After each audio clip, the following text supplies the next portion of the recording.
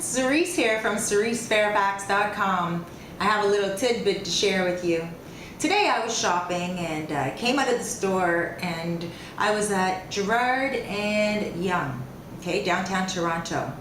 And there was a woman, I would say she was about the age of 35, and she was just crying. Tears were pouring down her face. And I stopped and I looked at her. No one was stopping. Nobody was even trying to pay attention to her. So I stopped and I'm like, "Are you okay?" And she said that she just needed $1 to get home. And I was like, "Oh, okay, well, here." And I gave her $1 to get home, right? She said she was waiting to get on the subway. So, you know, I walked away.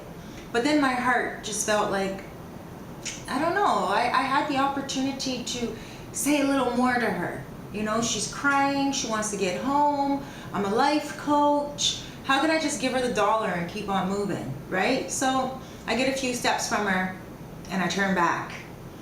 And when I turned back, I went up to her and I said, you know, why are you crying? And she said she has anxiety.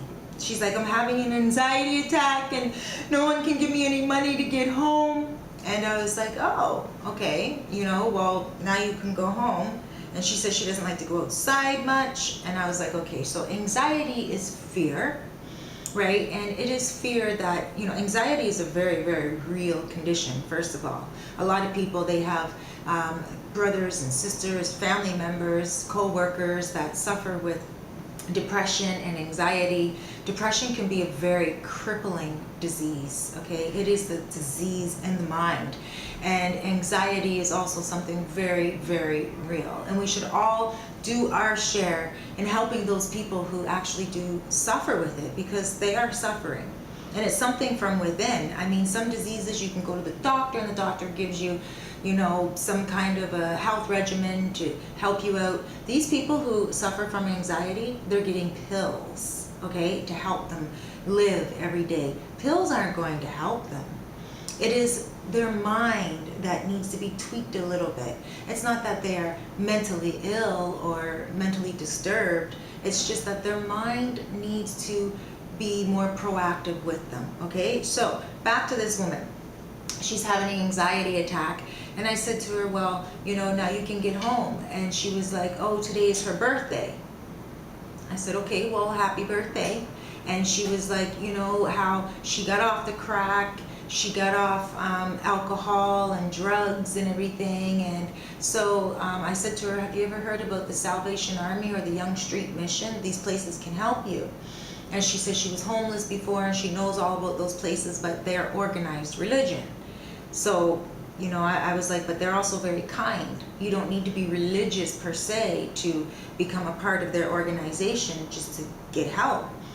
And she was like, you know, she doesn't believe in religion and she feels like they're trying to shove it down her throat. So I'm like, this woman has a comeback for everything. She's on the street looking for money. There is help out there, many resources in downtown Toronto. And she doesn't want to go get the help because it's organized religion. And I understand about them, you know, she doesn't want anyone shoving anything down her throat. I get it, I really do. But get in there, you know, do the work that it takes to get back out and get yourself together. That's all. She wasn't trying to do it. So, long story short, I was wearing an orange dress and she says to me, "Oh, I love your orange dress. You look really nice in it." And then she said to me she would like to start losing weight. She's very much overweight, okay? And she says she hasn't eaten for a few days and all that. And so I didn't know what else to say to her at this point, because everything else I was saying to her, she was just shooting down. I said, "Well, you know, maybe you should start eating a raw food diet, you know, plant-based diet. It's really cheap." You know, she looks at me, she's like, "Oh, organic food is very expensive." And of course, you know, you don't have to buy it organic. Of course, organic is better because it's not, you know, genetically modified. But you can get fruits and vegetables that are pretty cheap.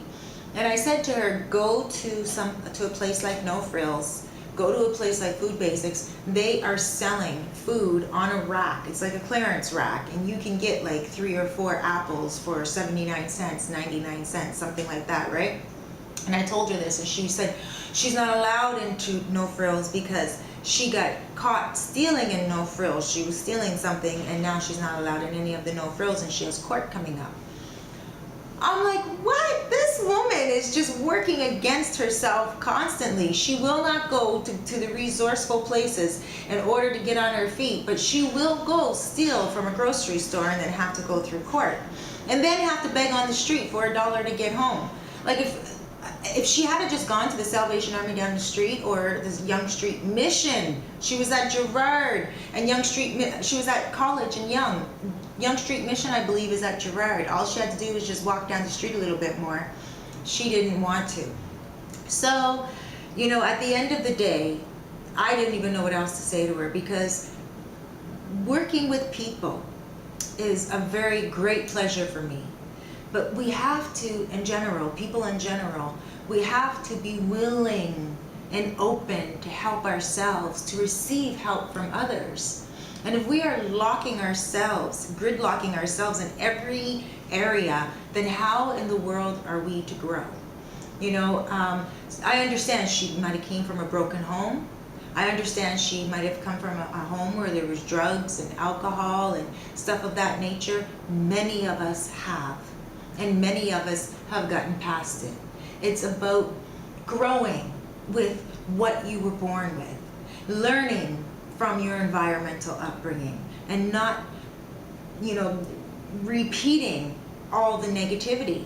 There is help out there, okay? So if you are a person that is generally positive and a lot of negative things are happening to you, look at your mindset.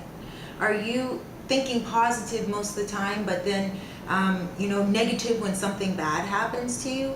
And I say bad with quotations because bad things that happen to us are usually just lessons in life. When something bad happens to someone, what they should do is look at it as a learning curve. They should say, oh, you know what, this bad thing is happening right now, but maybe because I'm mature enough to handle it now, let me see how I can deal with it.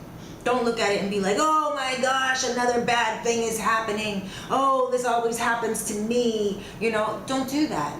Even if you're doing positive mantras every day and you're like, you know, I will be healthy, I will be rich, I will enjoy life, and all that stuff. You could be doing that all day long. But if you are not living that lifestyle in the midst of when bad things happen to you, okay, or negative things happen to you, then you're not really as positive as what you think. During the moment of negativity, you must trump it with positivity. Don't take it on. So anyway, what I'm saying, I guess, is this woman today had the opportunity for me to help her, right? And I'm not saying just me, but what I'm saying, I was placed in her life as someone who was caring and willing to help her, not just with $1, but I also gave her my business card and said, give me a call. And she looked at the business card, she's like, oh, you're probably really expensive. I was telling her to call me and I would talk to her for free. Like, it would be my joy if she was trying to help herself for me to help her.